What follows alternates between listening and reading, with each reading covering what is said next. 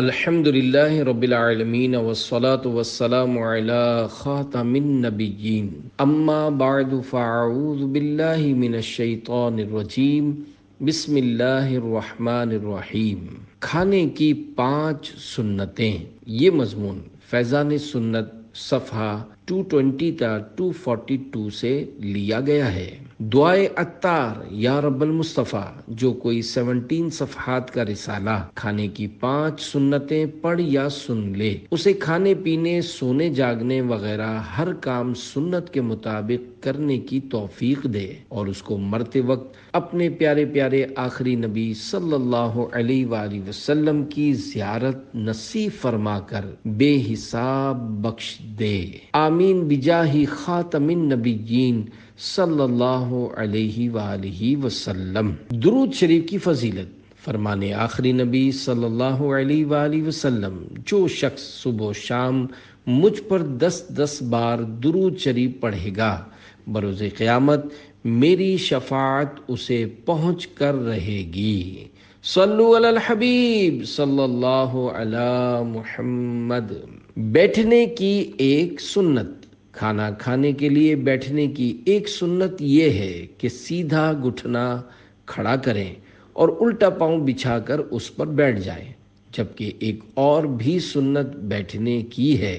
چنانچہ حضرت انس رضی اللہ عنہ فرماتے ہیں کہ میں نے حضور صلی اللہ علیہ وآلہ وسلم کو چھوارے تناول فرماتے دیکھا، اور حضور صلی اللہ علیہ وآلہ وسلم زمین سے لگ کر اس طرح بیٹھے تھے کہ دونوں گھٹنے کھڑے تھے۔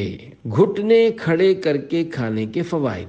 پیارے پیارے اسلامی بھائیوں، دونوں گھٹنے کھڑے کر کے زمین سے سرین لگا کر کھانے سے بقدر ضرورت ہی کھانا معدے میں جاتا ہے، جس کے سبب امراض سے حفاظت ہوتی ہے۔ ایک پاؤں کھڑا کر کے اور دوسرا بچھا کر کھانے کی سنت کی برکت سے تلی کی بیماریوں سے بچاؤ ہوتا ہے اور رانوں کے پٹھے مضبوط ہوتے ہیں۔ کہتے ہیں 4 زانوں یعنی چوکڑی مار کر کھانے کے عادی کا موٹاپا بڑھتا اور توند نکل آتی ہے۔ نیز 4 زانوں کھانے سے درد قولنج یعنی بڑی آنت کا درد ہو جانے کا بھی خطرہ رہتا ہے۔ ایک آدمی کا کہنا ہے، میں نے ایک انگریز کو دیکھا کہ دونوں گھٹنے کھڑے کر کے زمین پر سرین لگا کر کھا رہا تھا۔ میں نے حیرت سے اس کا سبب پوچھا تو فوراً اپنے نکلے ہوئے پیٹ پر ہاتھ مار کر کہنے لگا، اس کو اندر کرنے کے لیے۔ کھانا اور پردے میں پردہ۔ کھانے میں سنت کے مطابق بیٹھنے والے اسلامی بھائی اور اسلامی بہن کو چاہیے کہ گھٹنوں سے لے کر پاؤں کے پنجوں تک چادر سے اچھی طرح پردے میں پردہ کر لے۔ اگر کرتے کا دامن بڑا ہو تو اسی کو اچھی طرح پھیلا کر پردے میں پردہ کر لیجئے۔ پردے میں پردہ نہ کرنے سے سامنے بیٹھے ہوئے لوگوں کے لیے بعض اوقات آنکھوں کی حفاظت بہت مشکل ہو جاتی ہے۔ اکیلے میں بھی پردے میں پردہ کرنا چاہیے کہ اللہ پاک سے حیا کرنے کا سب سے زیادہ حق ہے۔ اللہ پاک سے حیا کر رہا ہوں، یہ نیت کر لیں گے تو انشاءاللہ الکریم اس کا کثیر ثواب پائیں گے۔ اور دوسروں کی موجودگی میں پردے میں پردہ کرتے وقت یہ نیت بھی کی جا سکتی ہے کہ مسلمانوں کے لیے بدنگاہی کا سبب دور کر رہا ہوں۔ ہر کام میں جس قدر ہو سکے اچھی نیتیں کر لینی چاہیے۔ جتنی اچھی نیتیں زیادہ ہوں گی اسی قدر ثواب بھی زیادہ ملے گا۔ اللہ پاک کے پیارے محبوب صلی اللہ علیہ وآلہ وسلم کا فرمان عظیم الشان ہے، مسلمان کی نیت اس کے عمل سے بہتر ہے۔ ٹیبل کرسی پر کھانا۔ اعلیٰ حضرت مولانا شاہ امام احمد رضا خان رحمۃ اللہ علیہ فرماتے ہیں، جوتا پہنے کھانا اگر اس عذر سے ہو کہ زمین پر بیٹھا ہے اور فرش یعنی دری وغیرہ نہیں، جب تو صرف ایک سنت مستحبہ کا ترک ہے۔ اس کے لیے بہتر یہی تھا کہ جوتا اتار لیتا، اور میز پر کھانا رکھا ہوا ہے اور یہ کرسی پر جوتا پہنے تو وضع خاص نصرہ کی ہے۔ اس سے دور بھاگے۔ اور سرکار مدینہ صلی اللہ علیہ وآلہ وسلم فرماتے ہیں من تشبہ بقوم فہو منہم، یعنی جو کسی قوم سے مشابہت پیدا کرے وہ انہی میں سے ہے۔ شادی خانہ بربادی کے اسباب۔ پیارے پیارے اسلامی بھائیوں، افسوس، 100 کروڑ افسوس، آج کل ہمارے یہاں تقریباً ہر معاملہ میں یہود و نصارہ کی نقل کی جاتی ہے۔ شادی یقیناً میٹھی میٹھی سنت ہے، مگر افسوس کہ اس عظیم سنت کی ادائیگی میں دیگر مقدس سنتوں بلکہ متعدد فرائض تک کا خون کر دیا جاتا ہے۔ گانے باجے، فلمیں، ڈرامے، ورائٹی پروگرام اور نہ جانے کیا کیا دھما چوکڑیاں ہوتی ہیں۔ گھر کی عورتیں خوب ڈھول پیٹتی ہیں، معاذ اللہ ثم معاذ اللہ رقص بھی کرتی ہیں۔ آخر کون سا حرام کام ایسا ہے جو آج کل ہمارے یہاں شادیوں میں نہیں کیا جاتا؟ معاذ اللہ دولہا شادی سے قبل ہی اپنی منگیتر کو اپنے ہاتھ سے انگوٹھی پہناتا ہے، ساتھ سیر و تفریح ہوتی ہے۔ شادی میں بے حیائی سے بھرپور تقاریب منعقد ہوتی ہیں، عورتوں میں اجنبی مرد موویز بناتے ہیں، کھانے کی دعوت بھی تو میز کرسی پر، بلکہ اب تو زیادہ ترقی ہونے لگی ہے کہ کرسیاں بھی ہٹا لی گئی ہیں، صرف میز پر انواع و اقسام کے کھانے چن دیے جاتے ہیں اور لوگ چلتے پھرتے میز کے گرد گھومتے ہوئے کھاتے پیتے ہیں، حالانکہ ایسا کرنا ہرگز سنت نہیں۔ اب غور فرمائیے کہ آج شادی خانہ آبادی ہوتی کس کی ہے؟ شادی کے بعد عموماً ہر کوئی خانہ بربادی کا شکار نظر آ رہا ہے۔ کہیں ایسا تو نہیں کہ شادی جیسی پاکیزہ اور میٹھی میٹھی سنت میں غیر شرعی رسومات کی دنیا ہی میں سزا دی جا رہی ہو؟ اگر اللہ پاک غضبناک ہوا تو آخرت کی سزا کس قدر ہولناک ہوگی۔ اللہ کریم ہمیں فرنگی تہذیب و فیشن سے نجات عطا فرما کر سنتوں کا آئینہ دار بنائے۔ آمین بجاہ خاتم النبیین صلی اللہ علیہ وآلہ وسلم۔ پیارے پیارے اسلامی بھائیوں، عاشقان رسول کی دینی تحریک دعوت اسلامی کے دینی ماحول سے ہر دم وابستہ رہیے۔ انشاءاللہ برکتیں اور سعادتیں ہی سعادتیں پائیں گے۔ چنانچہ وہ دعوت اسلامی میں کیسے آئے؟ ایک اسلامی بھائی 2002 سنہ عیسوی میں برے دوستوں کی صحبت کے باعث غنڈہ گینگ میں شامل ہو گئے۔ لوگوں کو مارنا، پیٹنا اور گالیاں بکنا ان کا معمول تھا۔ جان بوجھ کر جھگڑے مول لیتے، جو نیا فیشن آتا سب سے پہلے وہ اپناتے، دن میں کئی بار کپڑے تبدیل کرتے، سوائے جینز کے دوسری پینٹ نہ پہنتے، آوارہ دوستوں کے ساتھ گھوم پھر کر رات گئے گھر لوٹتے اور دن چڑھے تک سوتے رہتے۔ والد صاحب کا انتقال ہو چکا تھا، بیوہ ماں سمجھاتی تو معاذ اللہ زبان درازی کرتے تھے۔ ایک مرتبہ دعوت اسلامی کے کسی با امامہ اسلامی بھائی نے ان سے ملاقات پر ایک رسالہ جنات کا بادشاہ تحفے میں دیا۔ انہوں نے پڑھا تو اچھا لگا۔ رمضان المبارک میں ایک دن کسی مسجد میں انہیں جانے کی سعادت ملی تو اتفاق سے ایک سبز سبز امامے اور سفید لباس میں ملبوس سنجیدہ نوجوان پر نظر پڑی۔ معلوم ہوا کہ یہ یہاں معتکف ہیں۔ اس اسلامی بھائی نے درس فیضان سنت دیا تو وہ بھی بیٹھ گئے۔ بعد درس انہوں نے ان پر انفرادی کوشش کرتے ہوئے دعوت اسلامی کے دینی ماحول کی برکتیں بتائیں۔ اسلامی بھائی کا لباس اس قدر سادہ تھا کہ بعض جگہ پیون تک لگے ہوئے تھے۔ جب ان کے لیے گھر سے کھانا آیا تو وہ بھی بالکل سادہ تھا۔ یہ ان کی سادگی سے بہت زیادہ متاثر ہوئے اور ان سے ملاقات کے لیے آنے جانے لگے۔ اتفاق سے عید الفطر کے بعد ان اسلامی بھائی کا نکاح تھا۔ یہ بیچارے غریب و تنگ دست تھے، مگر حیرت کی بات یہ تھی کہ انہوں نے اس بات کا انہیں ذرا بھی احساس نہیں ہونے دیا اور نہ ہی کسی قسم کی مالی امداد کے لیے سوال کیا۔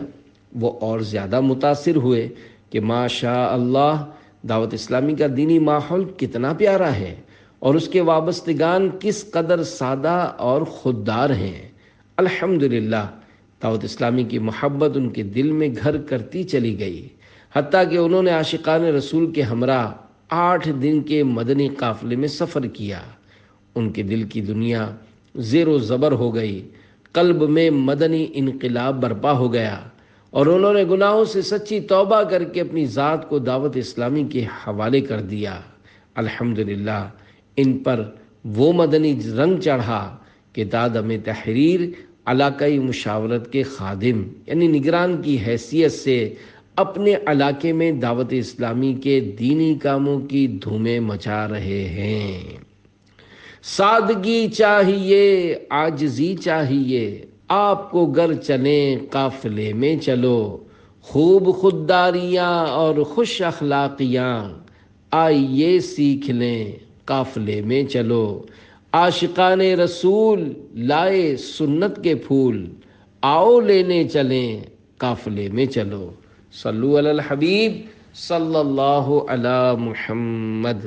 پیارے پیارے اسلامی بھائیوں، دیکھا اپنے دین کی تبلیغ کے لیے استری کیا ہوا بھڑکیلا لباس اور کلف دار خوبصورت امامہ ہی ضروری نہیں، پیوندار لباس سادہ امامہ شریف سے بھی کام چلتا ہے۔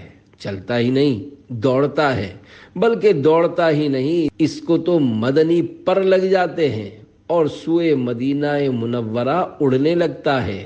سادہ لباس کے تو کیا کہنے ہیں، سادہ لباس کی فضیلت۔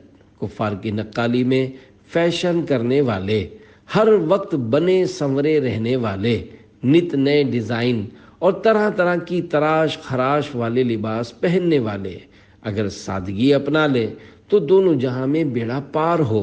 چنانچہ سادہ لباس پہننے کی فضیلت سنیے اور جھومیے۔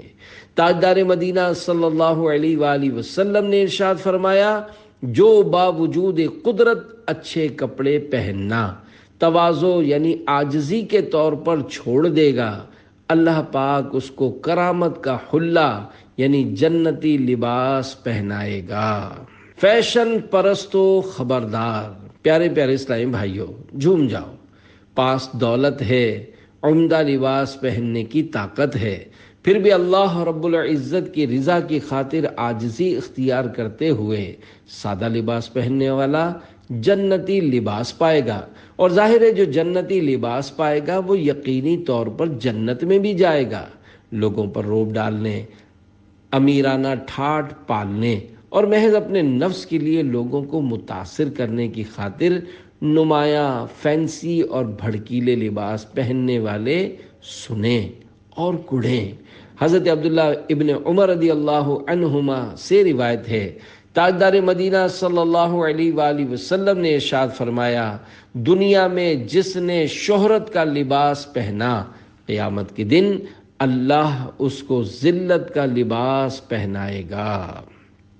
لباس شہرت کسے کہتے ہیں؟ حکیم الامت حضرت مفتی احمد یار خان رحمۃ اللہ علیہ اس حدیث پاک کے تحت فرماتے ہیں، یعنی ایسا لباس پہنے کہ لوگ امیر یعنی مالدار جانیں، یا ایسا لباس پہنے کہ جس سے لوگ نیک پرہیزگار سمجھیں۔ یہ دونوں قسم کے لباس شہرت کے لباس ہے۔ الغرض جس لباس میں نیت یہ ہو کہ لوگ اس کی عزت کریں، یہ اس کا لباس شہرت ہے۔ صاحب مرقہ رحمۃ اللہ علیہ نے فرمایا، مسخرہ پن کا لباس پہننا جس سے لوگ ہنسیں، یہ بھی لباس شہرت ہے۔ پیارے پیارے اسلامی بھائیوں، واقعی سخت امتحان ہے۔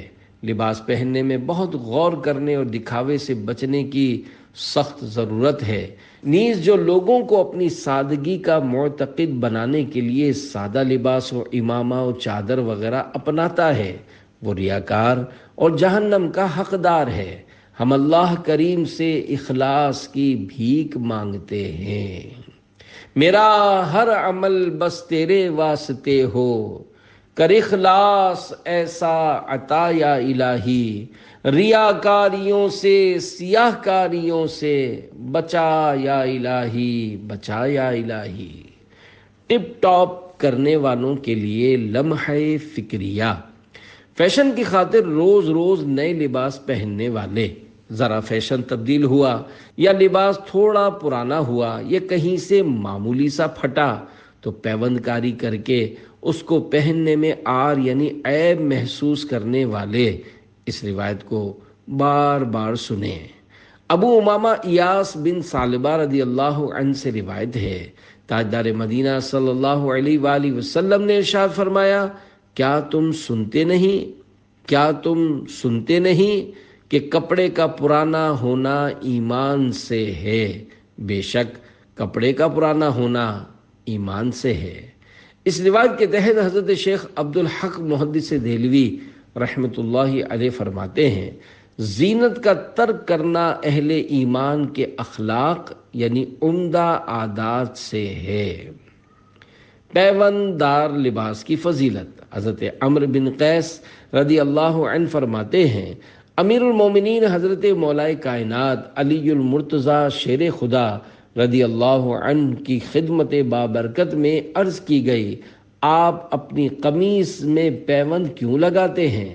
فرمایا، اس سے دل نرم رہتا ہے اور مومن اس کی پیروی کرتا ہے، یعنی مومن کا دل نرم ہی ہونا چاہیے۔ کھڑے ہو کر کھانا کیسا؟ حضرت انس بن مالک رضی اللہ عنہ فرماتے ہیں، نبی کریم رؤوف الرحیم صلی اللہ علیہ وآلہ وسلم نے کھڑے ہو کر پینے اور کھڑے ہو کر کھانے سے منع فرمایا ہے۔ کھڑے ہو کر کھانے کے طبی نقصانات، اٹلی کے ایک ماہر اغذیہ یعنی غذاؤں کے ماہر ڈاکٹر کا کہنا ہے، کھڑے ہو کر کھانا کھانے سے تلی اور دل کی بیماریاں نیز نفسیاتی امراض پیدا ہوتے ہیں، یہاں تک کہ بعض اوقات انسان ایسا پاگل ہو جاتا ہے کہ اپنوں تک کو پہچان نہیں پاتا۔ سیدھے ہاتھ سے کھائیں پیئیں، سیدھے ہاتھ سے کھانا پینا سنت ہے۔ حضرت عبداللہ ابن عمر رضی اللہ عنہما فرماتے ہیں کہ اللہ کے حبیب صلی اللہ علیہ وآلہ وسلم نے ارشاد فرمایا، جب کوئی کھانا کھائے تو سیدھے ہاتھ سے کھائے اور پانی پیے تو سیدھے ہاتھ سے پیے۔ شیطان کا طریقہ، حضرت عبداللہ ابن عمر رضی اللہ عنہما فرماتے ہیں کہ سرکار مدینہ صلی اللہ علیہ وآلہ وسلم نے ارشاد فرمایا، کوئی شخص نہ الٹے ہاتھ سے کھانا کھائے نہ پیے، کہ الٹے ہاتھ سے کھانا پینا شیطان کا طریقہ ہے۔ سیدھے ہی ہاتھ سے لیں اور دیں۔ حضرت ابو ہریرہ رضی اللہ عنہ سے روایت ہے کہ تاجدار مدینہ قرار قلب و سینہ صلی اللہ علیہ وآلہ وسلم نے ارشاد فرمایا، تم میں سے ہر ایک سیدھے ہاتھ سے کھائے اور سیدھے ہاتھ سے پیے اور سیدھے ہاتھ سے لے اور سیدھے ہاتھ سے دے، کیونکہ شیطان الٹے ہاتھ سے کھاتا اور الٹے ہاتھ سے پیتا، الٹے ہاتھ سے دیتا اور الٹے ہاتھ سے لیتا ہے۔ ہر کام میں الٹا ہاتھ کیوں؟ پیارے پیارے اسلامی بھائیوں، افسوس آج کل ہم دنیا کے چکر میں اس قدر گھر چکے ہیں کہ محبوب باری صلی اللہ علیہ وآلہ وسلم کی پیاری پیاری سنتوں کی طرف ہماری توجہ ہی نہیں رہتی۔ یاد رکھیے، حدیث مبارک میں ہے کہ آدمی کی رگوں میں شیطان خون کے ساتھ تیرتا ہے۔ ظاہر ہے کہ یہ ہمیں سنتوں کی طرف کہاں جانے دے گا، اگرچہ سیدھے ہاتھ سے ہی کھانا کھاتے ہیں لیکن پھر بھی الٹے ہاتھ سے کچھ دانے پھانک ہی لیے جاتے ہیں۔ کھاتے ہوئے چونکہ سیدھا ہاتھ آلودہ ہوتا ہے، لہذا پانی الٹے ہی ہاتھ سے پی ڈالتے ہیں۔ چائے پیتے وقت کپ سیدھے ہاتھ میں اور رکابی الٹے ہاتھ میں لیے چائے پیتے ہیں۔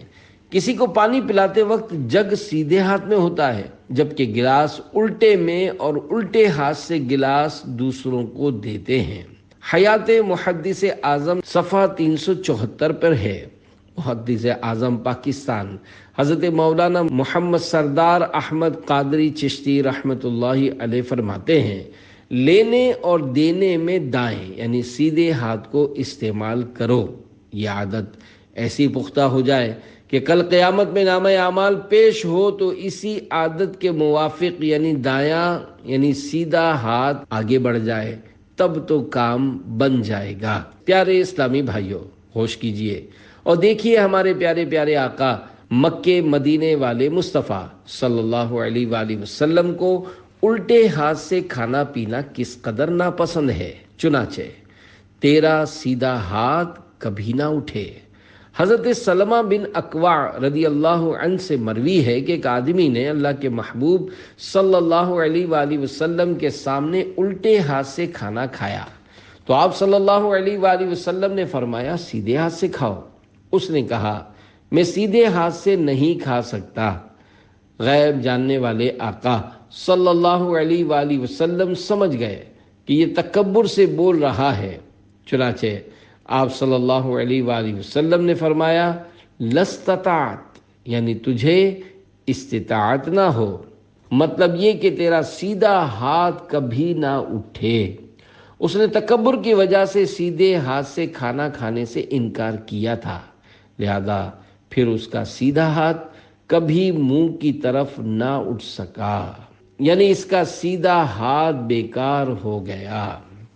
وہ زبان جس کو سب کن کی کنجی کہیں، اس کی نافذ حکومت پہ لاکھوں سلام، تیرا چہرہ بگڑ جائے۔ پیارے پیارے اسلامی بھائیوں، سرکار نامدار صلی اللہ علیہ وآلہ وسلم کی زبان صداقت نشان کی یہ شان ہے کہ جو کچھ فرماتے وہ ہو جاتا۔ آپ صلی اللہ علیہ وآلہ وسلم کا رتبہ تو بہت عظیم ہے، غلاموں کا حال ملاحظہ ہو۔ چنانچہ ایک عورت مشہور صحابی حضرت سعد بن ابی وقاص رضی اللہ عنہ کو جھانکا کرتی تھی۔ آپ رضی اللہ عنہ نے بارہا اس کو منع کیا مگر وہ باز نہ آئی۔ ایک دن اس نے جب حسب معمول جھانکا تو آپ رضی اللہ عنہ کی زبان کرامت نشان سے یہ الفاظ نکلے شاہ وجہ کی، یعنی تیرا چہرہ بگڑ جائے۔ بس اسی وقت اس کا چہرہ گدی کی طرف پھر گیا۔ محفوظ شاہ رکھنا صدا بے ادبوں سے، اور مجھ سے بھی سرزد نہ کبھی بے ادبی ہو۔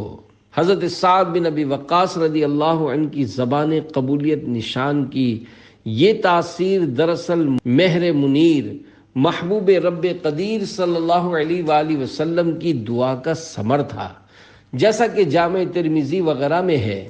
پیارے پیارے مصطفیٰ صلی اللہ علیہ وآلہ وسلم نے بارگاہ رب العلا میں دعا کی اللہم استجب سعدا اذا دعاک، یعنی یا اللہ جب بھی سعد تجھ سے دعا کرے تو قبول فرما لیا کر۔ محدثین کرام رحمت اللہ علیہم فرماتے ہیں حضرت سعد بن ابی وقاص رضی اللہ عنہ جب بھی دعا کرتے قبول ہو جاتی۔ اجابت کا صحرا عنایت کا جوڑا، دلہن بن کے نکلی دعائے محمد، اجابت نے جھک کر گلے سے لگایا بڑھی ناز سے جب دعائے محمد۔ پیارے پیارے اسلامی بھائیوں، صحابہ کرام علیہم رضوان کی بھی بڑی شان ہے۔ غلامان صحابہ یعنی اولیاء رحمت اللہ علیہم بھی بڑی عظمتوں کے مالک ہوتے ہیں۔ چنانچہ یا اللہ صباحی کو اندھا کر دے۔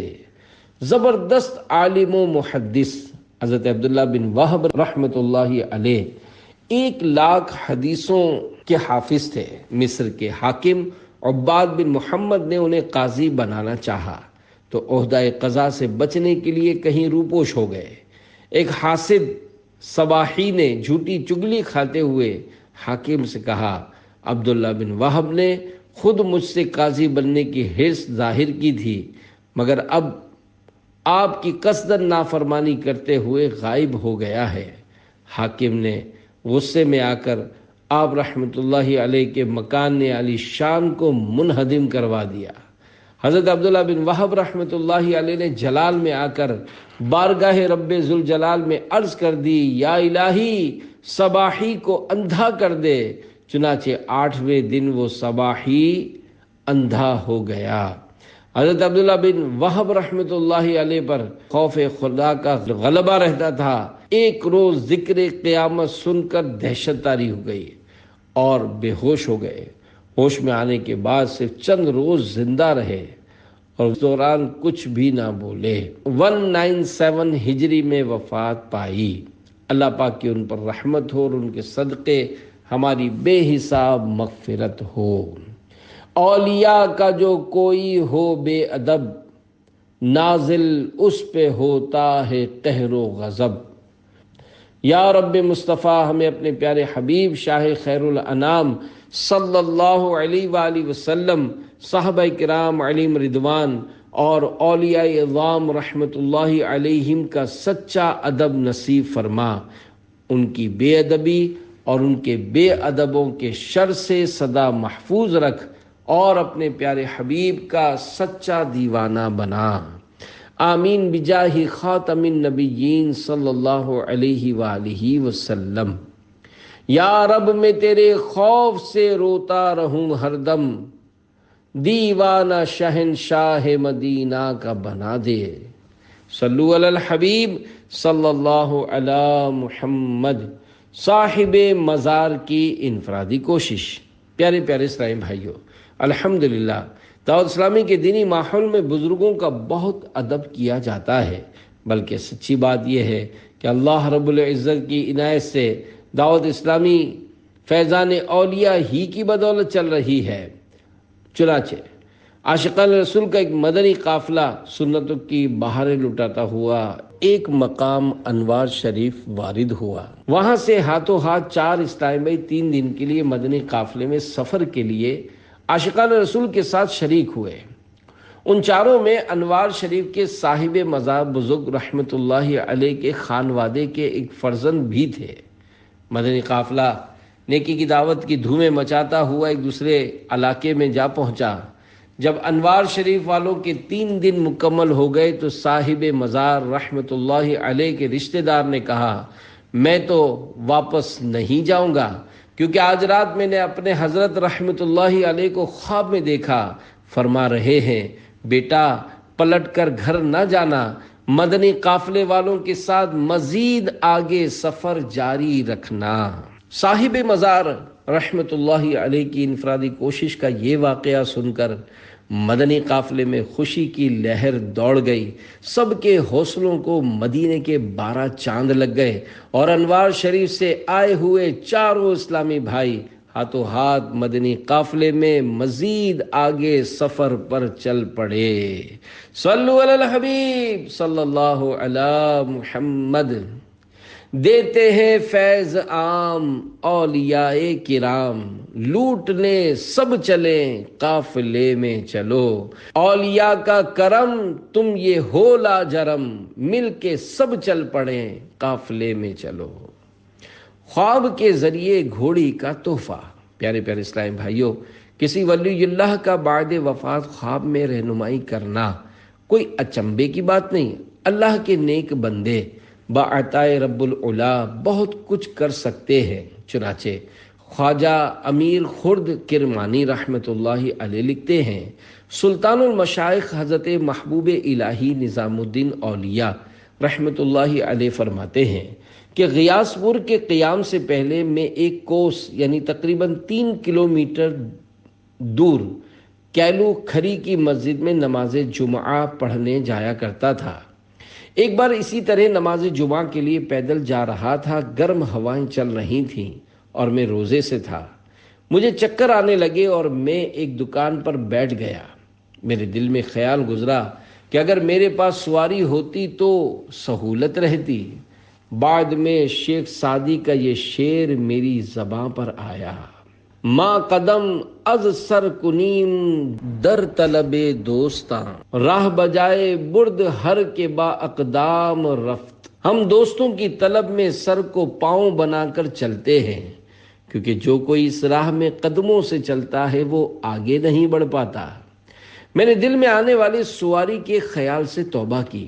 اس واقعے کو 3 روز گزرے تھے کہ خلیفہ ملک یار پراں میرے لیے گھوڑی لے کر آئے اور کہنے لگے، میں مسلسل 3 راتوں سے خواب میں دیکھ رہا ہوں کہ میرے شیخ مجھ سے فرما رہے ہیں فلاں صاحب کو گھوڑی دے آؤ، لہذا گھوڑی حاضر ہے، قبول فرما لیجئے۔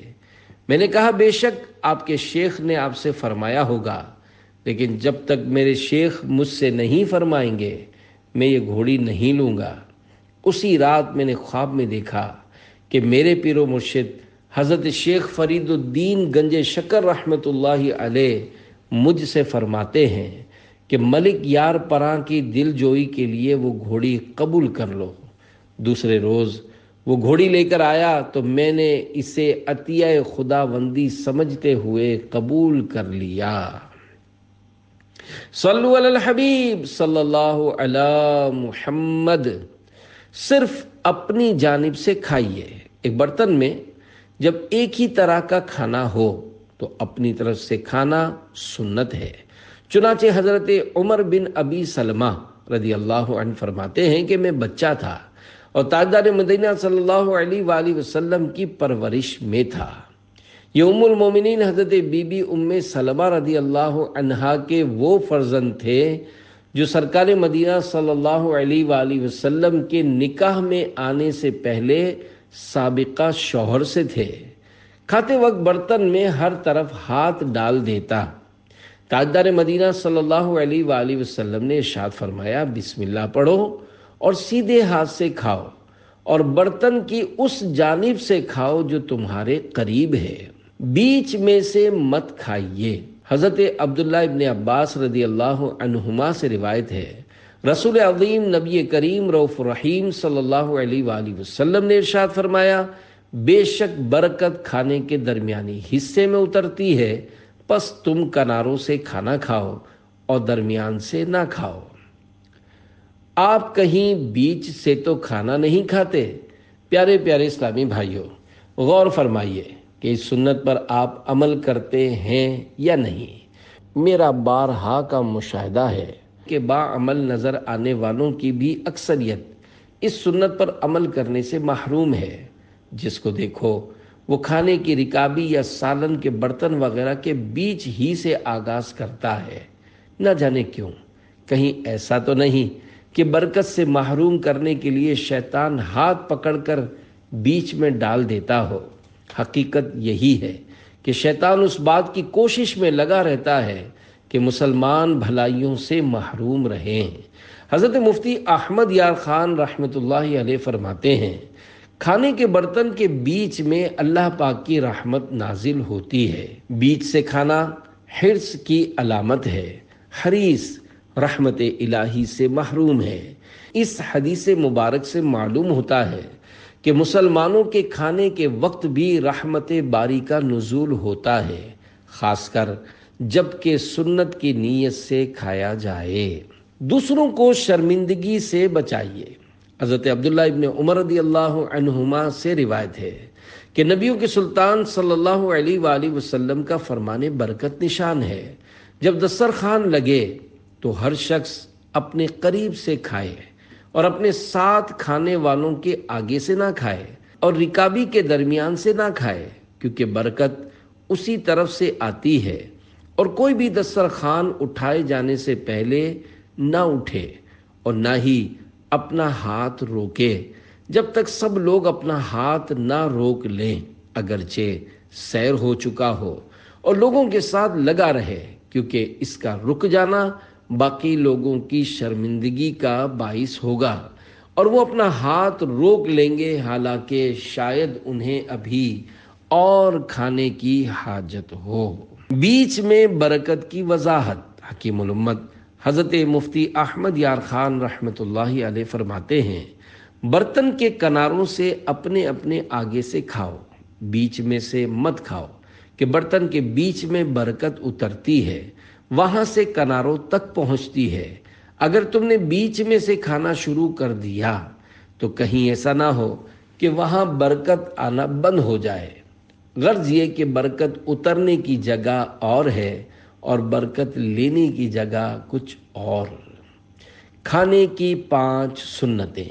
پیارے پیارے اسلامی بھائیوں، پیش کردہ حدیث مبارک میں کھانے کی 5 سنتیں بیان کی گئی ہیں۔ نمبر 1، اپنے آگے سے کھائے۔ نمبر 2، کوئی ساتھ کھا رہا ہو اس کے آگے سے نہ کھائے۔ نمبر 3، رکابی کے درمیان سے نہ کھائے۔ نمبر 4، پہلے دسترخوان اٹھایا جائے، اس کے بعد کھانے والے اٹھیں۔ افسوس، آج کل عموماً الٹا انداز ہے، یعنی پہلے کھانے والے اٹھتے ہیں، اس کے بعد دسترخوان اٹھایا جاتا ہے۔ نمبر 5، دوسرے بھی کھانے میں شامل ہوں تو اس وقت تک ہاتھ نہ روکے جب تک سارے فارغ نہ ہو جائیں۔ افسوس کہ کھانے کی بیان کردہ ان سنتوں پر عمل کرنے والے اب نظر ہی نہیں آتے۔ سنتیں سیکھنے اور عوام الناس کی موجودگی میں سنتوں پر عمل کی جھجک اڑانے کے لیے دعوت اسلامی کے سنتوں کی تربیت کے مدنی قافلوں میں سفر کیجیے اور وہاں ان سنتوں کی باقاعدہ مشق کیجیے۔ انشاءاللہ الکریم مدنی قافلوں میں سفر کی برکت سے سنتوں پر عمل کرنا بہت آسان ہو جائے گا۔ ڈراؤنے خوابوں سے نجات، مدنی قافلوں کی برکتوں کے تو کیا کہنے۔ ایک اسلامی بھائی کو بے حد ڈراؤنے خواب آیا کرتے تھے۔ انہوں نے عاشقان رسول کے ساتھ دعوت اسلامی کے سنتوں کی تربیت کے 1 ماہ کے مدنی قافلے میں سفر کی سعادت حاصل کی۔ الحمدللہ مدنی قافلے کی برکت سے ڈراؤنے خواب آنے بند ہو گئے۔ انہیں خواب میں میٹھے مدینے کی زیارت ہوئی اور اب خوابوں میں کبھی اپنے آپ کو نماز میں مشغول پاتے ہیں تو کبھی تلاوت میں۔ خواب میں ڈر لگے بوجھ دل پر لگے، خوب جلوے ملے قافلے میں چلو، ہوں گی حل مشکلیں قافلے میں چلو، پاؤ گے راحتیں قافلے میں چلو۔ صلو علی الحبیب صلی اللہ علی محمد۔ پیارے پیارے اسلامی بھائیو، یا متکبرو 21 بار اول آخر 1 بار درود شریف سوتے وقت پڑھ لیں گے تو انشاءاللہ الکریم ڈراؤنے خواب نہیں آئیں گے۔ بیچ میں سے مت کھائیے۔ نبی کریم رؤوف الرحیم صلی اللہ علیہ وآلہ وسلم نے ارشاد فرمایا، بے شک برکت کھانے کے درمیانی حصے میں اترتی ہے، پس تم کناروں سے کھانا کھاؤ اور درمیان سے نہ کھاؤ۔